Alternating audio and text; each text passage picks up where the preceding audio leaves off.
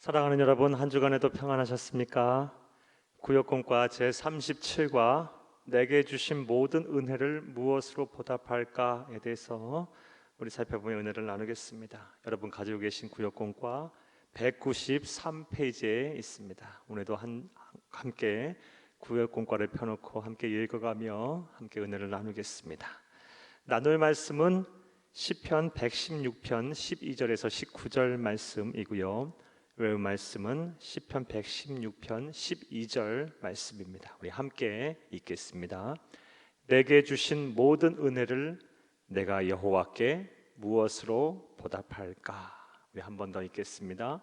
내게 주신 모든 은혜를 내가 여호와께 무엇으로 보답할까? 감사합니다. 읽겠습니다. 하나님께서는 수많은 사람들 중에 어디 선한 것 하나 제대로 없는 우리를 택하여 자녀 삼아 주셨습니다. 이 세상을 살아가는 동안에도 늘 함께 하시며 기도하면 응답하시고 필요를 채워 주십니다. 나아가 세상 사람들은 다 나를 버려도 언제나 내 편이 되셔서 나를 위로하시고 내게 힘이 되어 주십니다. 그리고 영원토록 나와 함께 하시며 영생 복락을 누리게 하실 것입니다.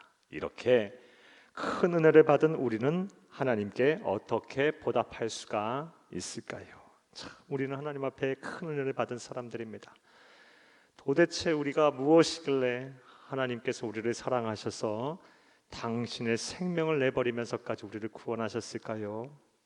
얼마나 우리를 사랑하셨으면 그리 하셨을까요? 우리 하나님께 큰 은혜를 받은 사람들입니다. 읽겠습니다.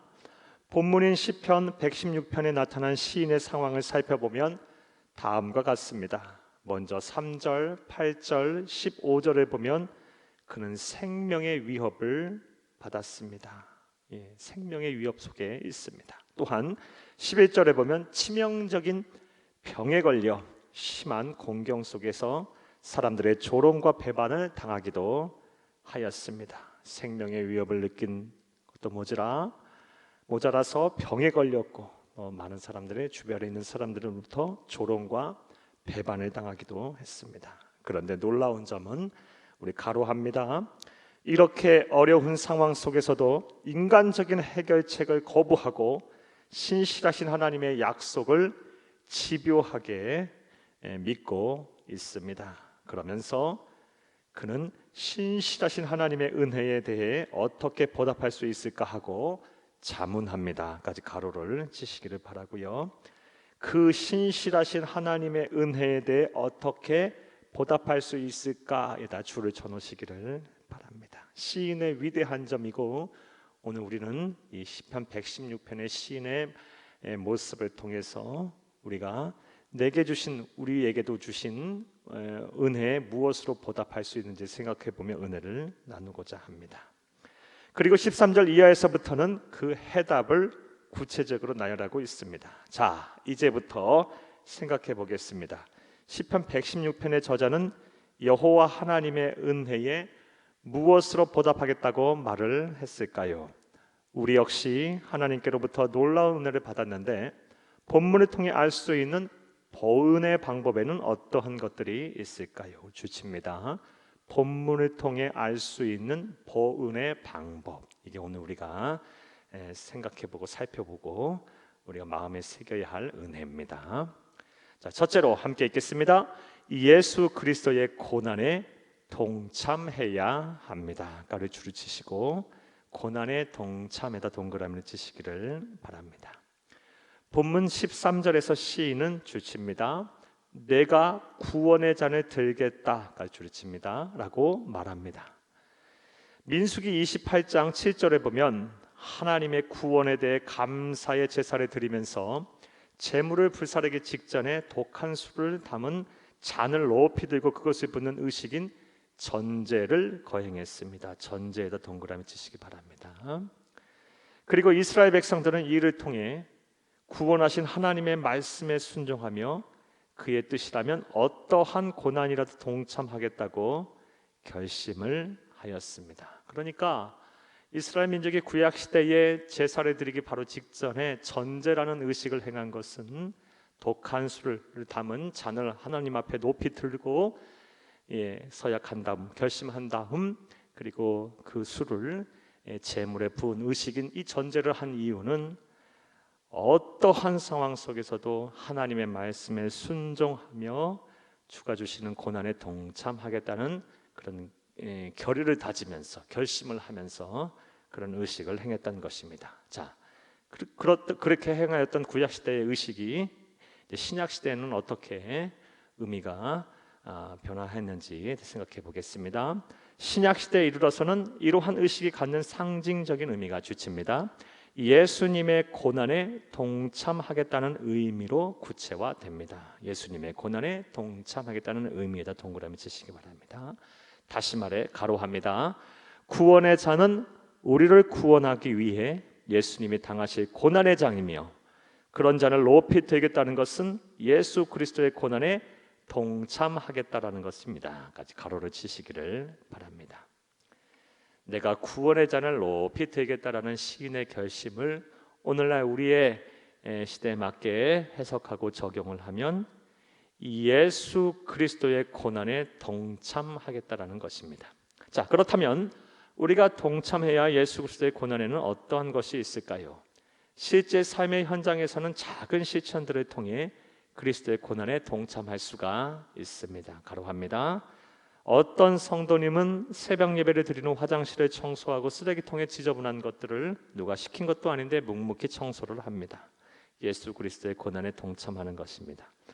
또 어떤 성도님은 구역 식구 중에서 거동이 불편하신 어르신이 있는데 10여 년을 한결같이 병원, 마트, 교회 수발을 다 들어주시는 분이 계십니다. 이 역시 예수 그리스도의 고난에 동참하는 것입니다. 또한 어떤 성도님들은 이웃의 영혼을 구원하기 위해 날마다 아파트를 오르내리며 전도지를 돌리고 선물을 사다 주며 그들을 위해 기도하고 계십니다. 이 역시 예수 그리스도의 고난에 동참하는 것입니다. 여기까지 가로치시기를 바랍니다. 자, 이제 여러분이 실천할 수 있는 십자가를 지시기를 바랍니다. 십자가에도 동그라미 치시기 바랍니다.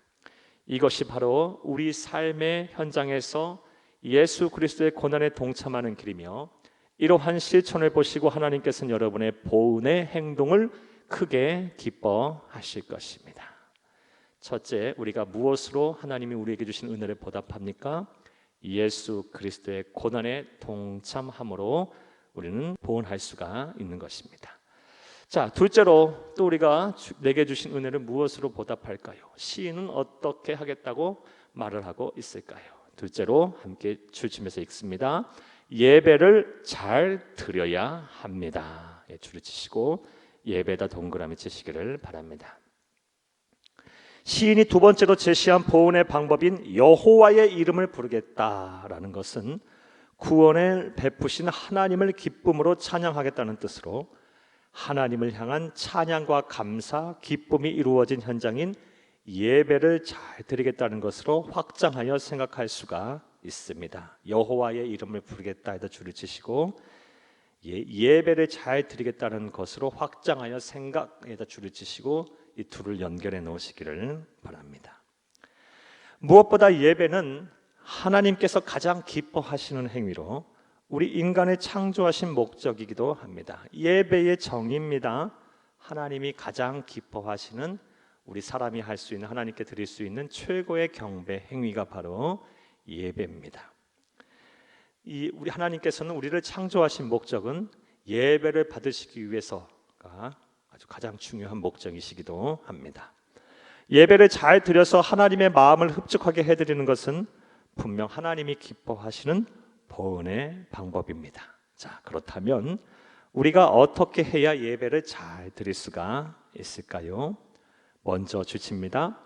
예배 시간보다 일찍 기도로 준비하시기를 바랍니다. 주치고 1번 일찍 기도로 준비에다 동그라미 치시기를 바랍니다. 사랑하는 여러분, 지금 우리는 현장 예배를 안타깝게 드리지 못하고 있습니다. 삶의 현장에서 온라인으로 비대면 예배를 드리실 때에도 여러분 미리 준비하셔서 기도하는 마음으로 정성을 다해서 사모하며 하나님 앞에 예배를 준비하시기를 부탁합니다.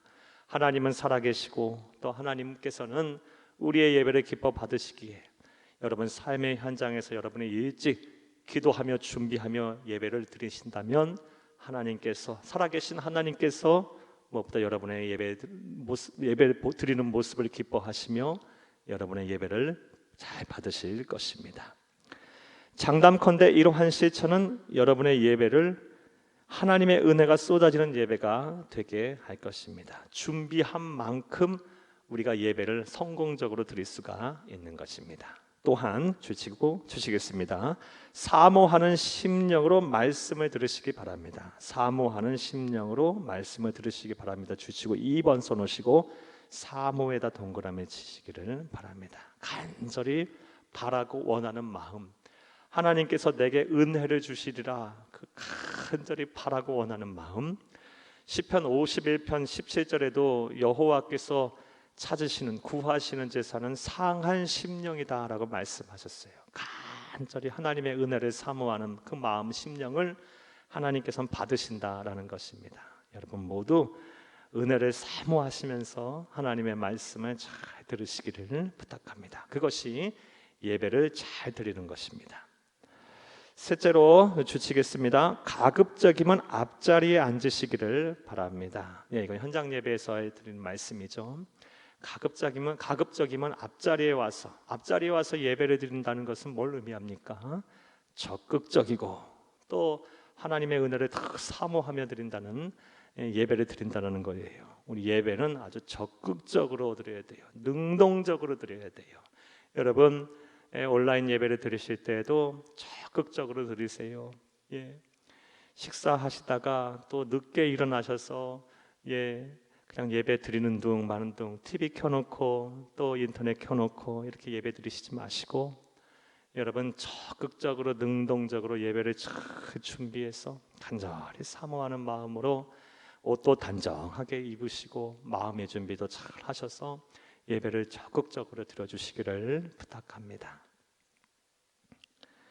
마음의 준비가 쉽게 되지 않는다면 이렇게 물리적인 환경을 조성하면서까지 노력을 해야 합니다. 적극적으로 예배를 잘 드리려고 노력을 해야 합니다.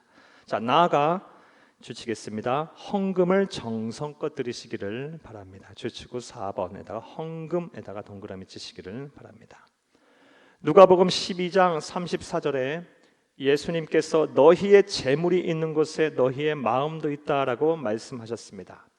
즉 하나님께 헌금을 정성껏 드림으로 여러분의 마음 또한 하나님께 온전히 드릴 수가 있는 것입니다. 여러분 하나님께 예물도 정성을 다하여 드리시기를 부탁합니다. 그러면 그 예물 통해서 여러분 하나님께서 여러분의 마음 또한 받으실 것이고 하나님께서 그렇게 마음과 정성을 다하여 드리는 예배를 기뻐 받으시고 여러분에게 크신 은혜와 복을 허락하실 것입니다. 자, 우리가 무엇으로 내게 주신 은혜에 보답을 할 수 있습니까? 시인은 무엇으로 보답하겠다고 말합니까? 예배를 잘 드림으로 내가 그런 일을 하겠다고 말을 했고 또 우리 또한 그렇게 해야 할 줄로 믿습니다. 자, 셋째로 함께 주치고 있겠습니다. 하나님과의 약속인 서원을 반드시 지킴으로 그 은혜에 보답해야 합니다. 주치시고 서원에다 동그라미 치시기를 바랍니다. 사랑하는 여러분, 서원이라는 것이 무엇입니까? 서원의 정의입니다. 주시겠습니다. 서원은 하나님께 드리는 나의 약속을 말합니다. 하나님께 드리는 나의 약속에다 줄을 치시기를 바랍니다. 서원의 정의입니다. 이에 대해 전도서 5장 6절을 보면 내 입으로 내 육체가 범죄하게 하지 말라. 내가 서원한 것이 실수라고 말하지 말라.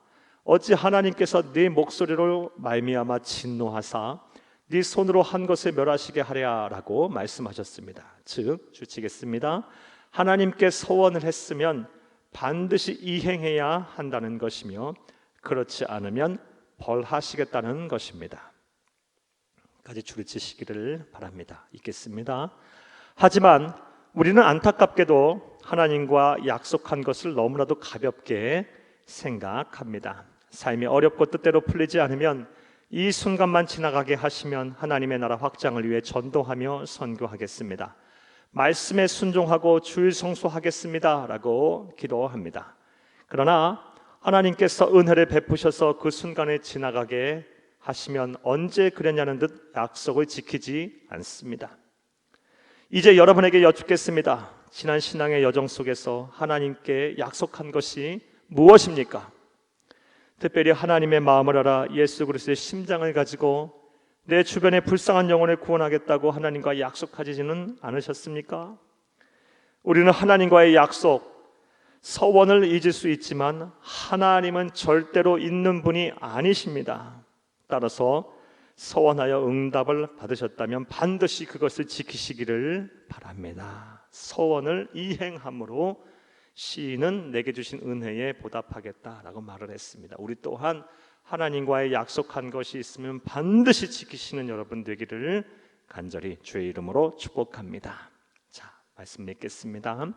사랑하는 여러분, 18세기 영국의 성자로 존경받던 기도의 사람 윌리엄 노가 쓴 엄숙한 부르심이라는 책을 보면 다음과 같은 글이 나옵니다.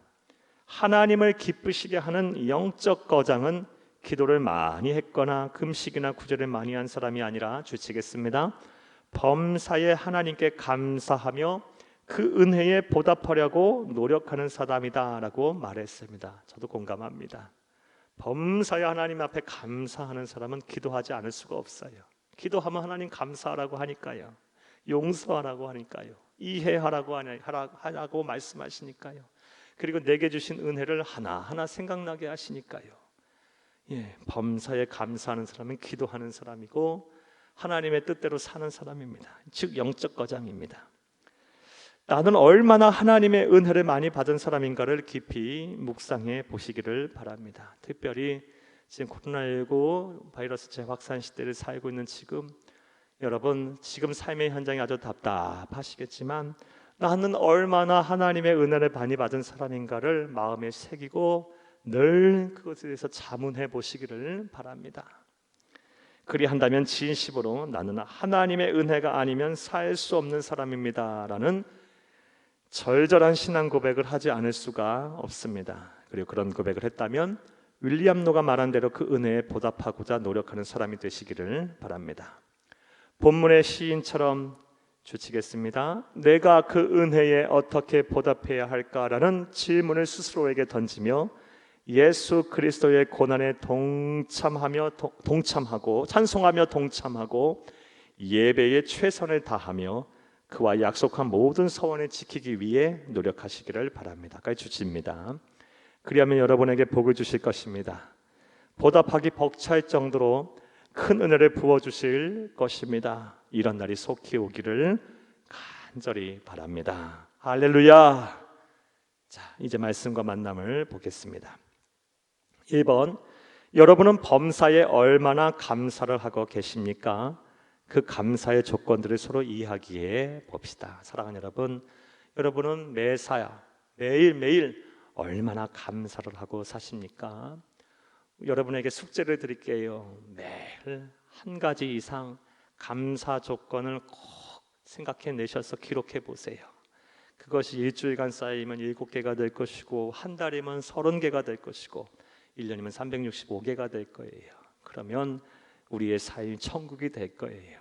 예를 들어서 지금 내가 경제적인 어려움을 당한다고 할지라도 내 몸이 건강하다면 그것보다 더 감사할 것이 어디 있겠어요? 또 지금 내 몸이 건강하지 못하다 할지라도 내 자녀와 후손들이 잘 성장해서 또 잘 살고 있다면 그것보다 또 감사할 일이 어디 있겠습니까? 나아가서 행여 자녀들과 후손들이 참 어려운 삶을 산다 할지라도 지금 내가 여유가 있다면 그것도 어떻게 감사의 조건이 아니겠어요? 매사에 감사의 조건을 찾으셔서 여러분 감사하는 삶을 사시는 여러분 되기를 간절히 바랍니다. 자, 2번 보겠습니다. 하나님께 받은 놀라운 은혜에 대하여 보답해드린 경험이 있다면 말해 봅시다. 만일 아직 보답하지 못하였다면 앞으로 어떻게 보답할 수가 있을까요? 사랑하는 여러분, 여러분들 가운데는 하나님의 은혜에 고맙고 감사해서 여러모로 또 주의 몸된 교회를 위해서 하나님 나라를 위해서 감사를 표시하신 분들이 많이 계실 거예요. 그러나 우리가 이 하나님께 감사하고 하는 일은 우리가 단 한순간에 끝쳐서는 안 되고 하나님의 나라 가는 그날까지 계속되어야 할 줄로 믿습니다. 우리가 흔히 아는 고사성어 중에 결초보은이라는 고사성어가 있죠. 풀을 메어 그 은혜를 갚는다. 예. 죽어서까지 그 은혜에 보답하겠다라는 뜻이죠. 우리는 하나님의 은혜가 아니면 살 수가 없는 사람이에요. 얼마나 우리에게 크신 은혜와 복을 주셨습니까?